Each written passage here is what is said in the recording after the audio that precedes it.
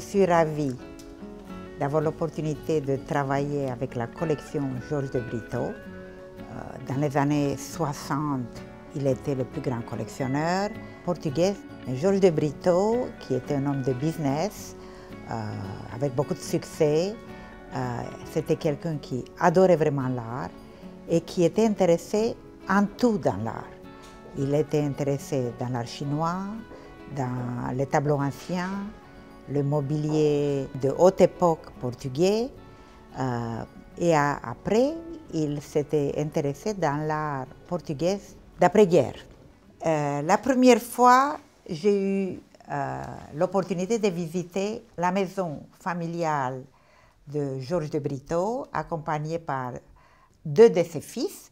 J'ai vu ce buffle et j'étais immédiatement attirée par le buffle.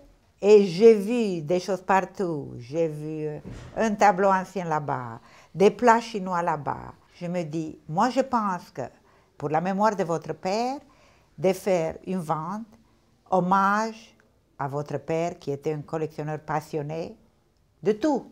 Et d'ailleurs, vous voyez très bien, il y a aussi une paire de commodes, de mobilier objet d'art 18e, une paire de jardinières chinoises. Vous voyez cet homme dans sa totalité, dans son érudition et dans son intérêt profond pour l'art. Une marine de Dawson, un peintre anglais, mais ça montre l'ouverture d'esprit d'un homme comme ça, qui aimait l'art, quoi que ce soit, il voyait la beauté dans tout. C'est tout aussi vrai, ça c'est un tableau ancien que je trouve absolument ravissant, exceptionnel, et si on le regarde, on voit la modernité dans ce tableau ancien, et on voit que l'art, il n'y a pas de limite, et il y a toujours une continuation dans la beauté, on ne peut pas séparer les choses, on ne peut pas dire on aime le contemporain, on aime le moderne. Quand on aime l'art, on aime tout, on apprécie tout. C'est une œuvre particulièrement belle de Modigliani et c'est très intéressant parce qu'elle était achetée par M. Brito, elle vient directement de la veuve de Modigliani. L'atelier de Pomard s'est trouvé juste à côté du bureau de M. Brito. Ils se sont liés d'une grande amitié. Ce tableau-là, c'est un tableau très mythique, particulièrement pour la France aussi, parce qu'il s'appelle Mai 68, toujours dans la collection Brito. Et ces deux tableaux font partie d'une série très spéciale qu'elle a fait Sonia Delaunay, qui s'appelle Le marché aux mignons.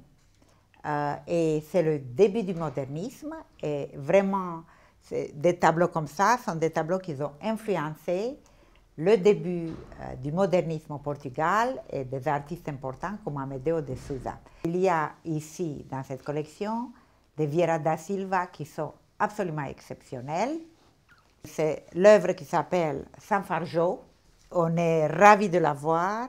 Cette petite œuvre qui est une œuvre charnière qui s'appelle Repas à la campagne, avec quelques éléments figuratifs qu'on peut voir encore dans l'œuvre.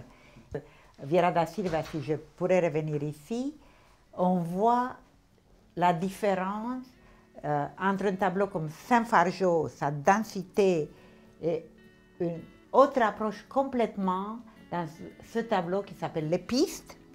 Sa légèreté, son mouvement extrême, ça c'est aussi une œuvre absolument exceptionnelle. Mais je ne veux pas vous laisser partir sans vous montrer cette œuvre qui sort aussi de la fondation récemment, qui s'appelle Les Canons en Hollande. Et ça, moi je l'ai vu accroché quand je suis allée l'année dernière au Portugal. La personne qui va avoir ce tableau-là, c'est quelqu'un qui a de la chance.